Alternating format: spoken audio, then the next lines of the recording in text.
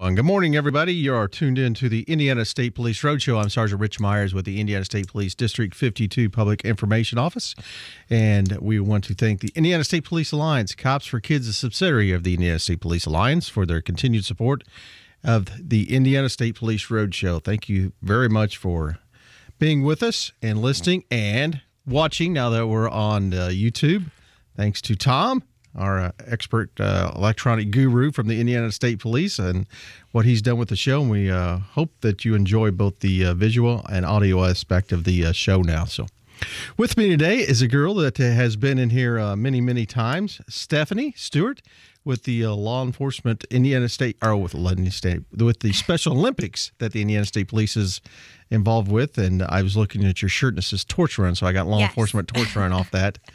But Stephanie is with us again today to talk about some upcoming events with Special Olympics. But we've got a congratulations first. I just found out you're getting married. Yes. November 1st. November the 1st, you're getting married. Yes, very excited about it. Wow, that is wonderful. And I understand your husband is an engineer, or future husband is an engineer. Yes. His name's Stephen. Yes. So we can get that out on YouTube. Have Stephen watch the YouTube and be announced. And congratulations, many, many happy years to you guys. That's going to be wonderful. And you got a big wedding, you're saying. Yes. Big families and, between friends and coworkers. And you said about 150 people. 250. 250. Yeah. And Tom said 252 now that we know about it. Yeah, I mean, what's two more after Exactly, 250? yeah. So come on over. We're going to crash it anyway. Yeah. So that's great. That's wonderful. And you got to have a outside wedding, inside, or? It's actually kind of in the middle. It's at the Oak Hill Mansion. They have a big pavilion deck, and it has an event tent on it with the big windows and everything. And the ceremony will be out there, and reception inside. So wow. A little bit of both. Good for you. Thanks. Congratulations. It's good to hear. Well, let's talk a little bit about Special Olympics. Let's kind of review what we got going, what your job is. Tell us again what your job is there, Steph. Well, I'm the manager of community partnerships, LATR, which law enforcement torch run is what we just kind of shorten it to LATR. Right. But the law enforcement torch run is my primary job. Okay. And then I also work with groups such as the Knights of Columbus, AMVETS, American Legions, anything like that. That's a social community group, right. With law enforcement being my main focus, and just lots of things that happen all throughout the year. Well, you have a lot of partnerships with a lot of law enforcement groups around the state. And are you responsible for the whole state? Yes. Okay.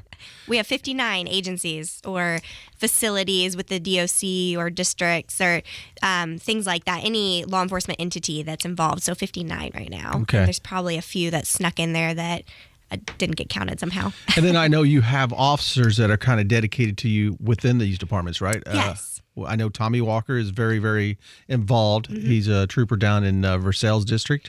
Yes, we actually have a state leadership team, which is our state committee, and Tommy is the director of that.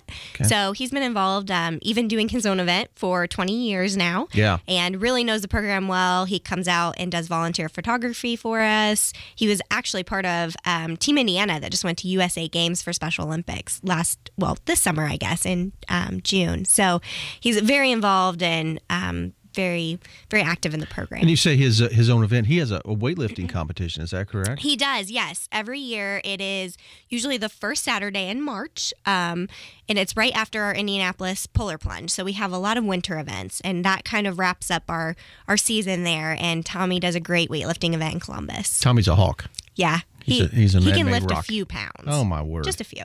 He's a rock is what he is. But Yeah. but has the personality of a chick. He's just he's a great person and is a great liaison with you guys. Mm-hmm. I think with the Indiana State Police, and a perfect fit, and a great photographer. Yeah.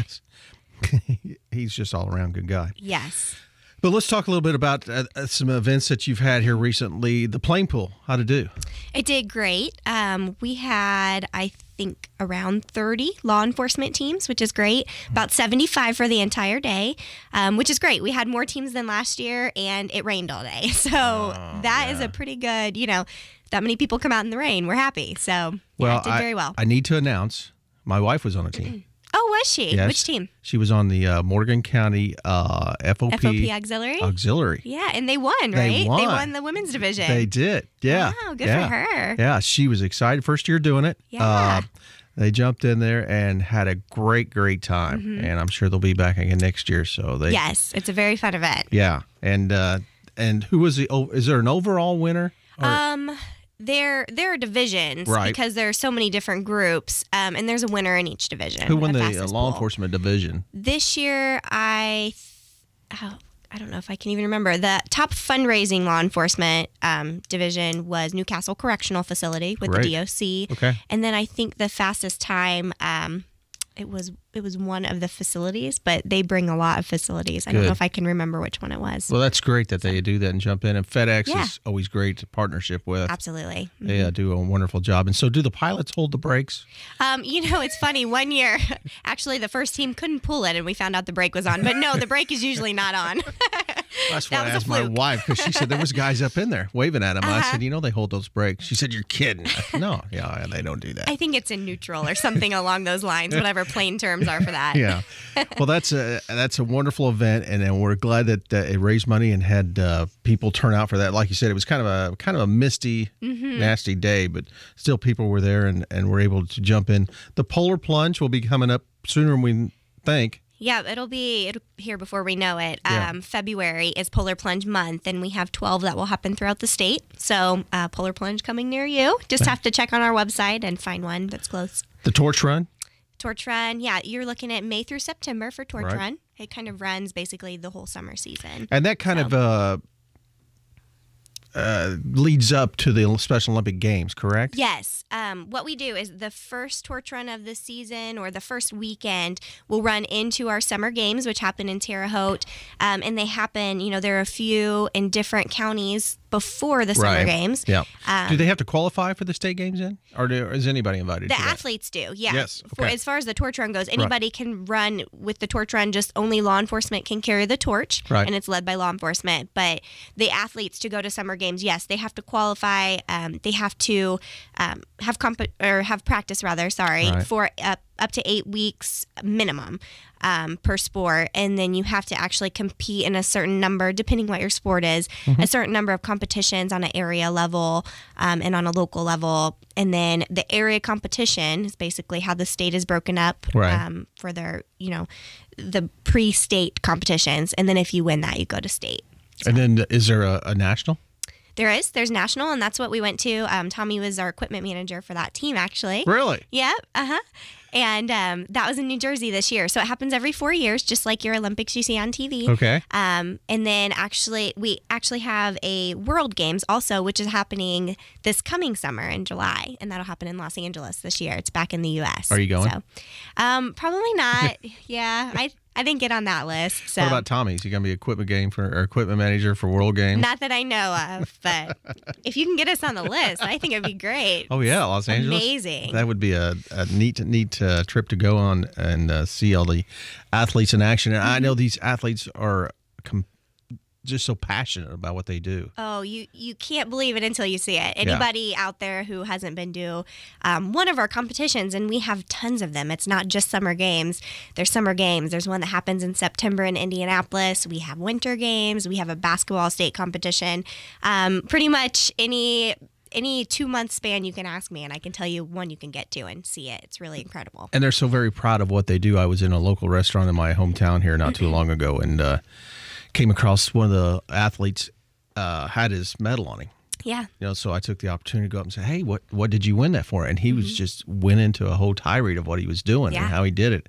And it was heartwarming, to see how passionate he was about what he was doing, how he trained and what he was doing. And that shows too in a lot of the things that we are a part of, and it's great to see. Well, again, you're listening to the Indiana State Police Roadshow. I'm Sergeant Rich Myers with the District 52 Public Information Office, and we're sponsored by the Indiana State Police Alliance and Cops for Kids.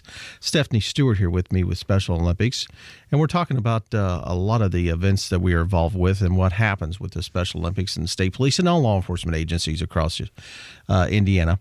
But we kind of want to get into what we got upcoming here and what we just had.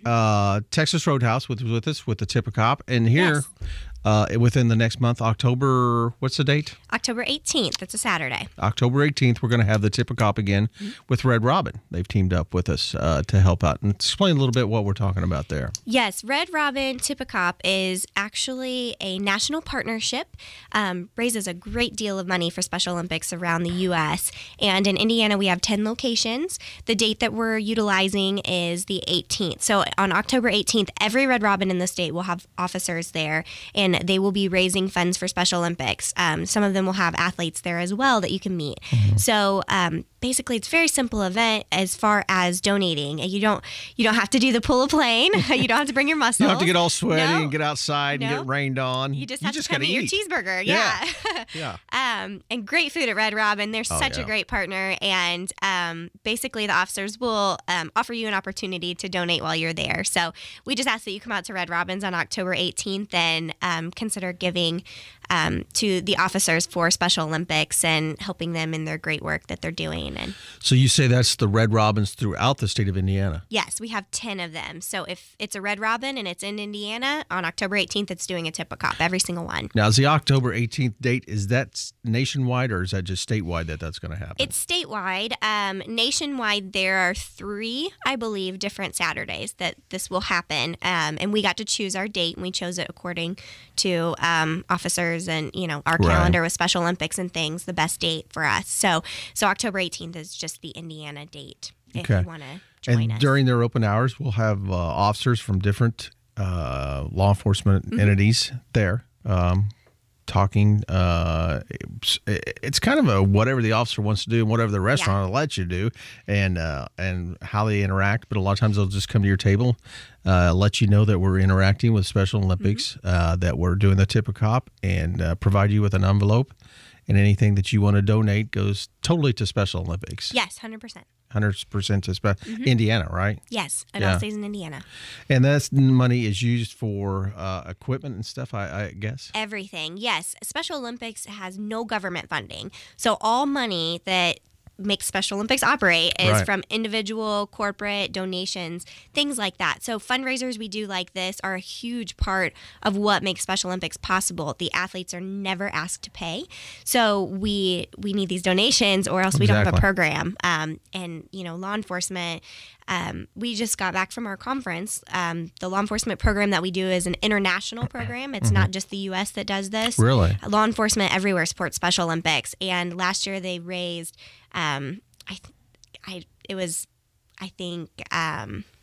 what was it? I think it was $5 million or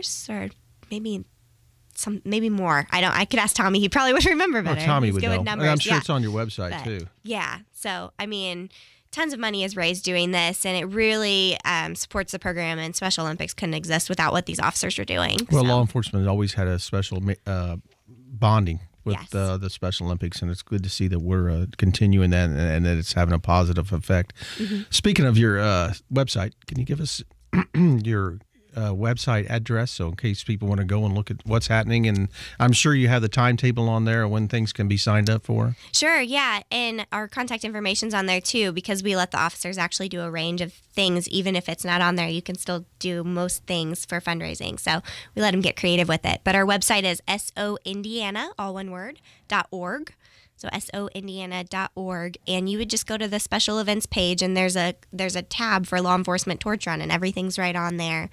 We also have a Facebook page, so you can find us on Facebook at Law Enforcement Torch Run for Special Olympics Indiana. If you can remember all the words in that, it's kind of long, but I'm sure if you use your favorite search engine and put Special Olympics Indiana, you're going to come up there. So, are you Twittering yet? Are you the Twitter? We have a Special Olympics Indiana Twitter, and we put our Law Enforcement Torch Run events on there, but we do not have a specific LATR Twitter. So we do a hashtag at Summer Games. Well, good. Well, we're down here to the last minute, but Stephanie, thank you so much for coming in. We appreciate you having a review, and we want to get out there again October 18th. October 18th. Red Robin in the Indy metro area. How many? 10 in Indiana. Yes, we've got Fort Wayne, Evansville. They're spread across the state. So. Great. So any Red Robin, October 18th, make sure you get in there, support your Special Olympics, and make sure this happens. Thank you again, Thank and you for having me. congratulations. Thanks. All right.